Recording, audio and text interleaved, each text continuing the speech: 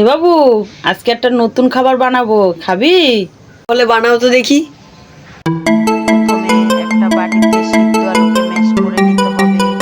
তারপরে কিছুটা পেঁয়াজ কুচি, তারপরে হলুদের গুঁড়ো, লঙ্কার গুঁড়ো, তারপরে ধনে জিরের গুঁড়ো, তারপরে গোলমরিচের গুঁড়ো, ম্যাগি মশলা, চিকেন মশলা, তারপরে মিট মশলা, তারপরে কিছুটা পরিমাণ মতন লবণ দিতে হবে, পরিমাণ মতন কর্নফ্লাওয়ার দিতে হবে, কিছুটা হিং দিতে হবে, দিয়ে তারপরে কিছুটা ধনেপাতা দিয়ে ভালো করে মেখে নিতে হবে। তারপরে কিছুটা তেল দিয়ে সেটাকেও ভালো করে মেখে একটা বাটিতে একটা ঢাকা দিয়ে নুন মরিচ লবণ দিয়ে সেটাকে ঢেকে দিতে হবে।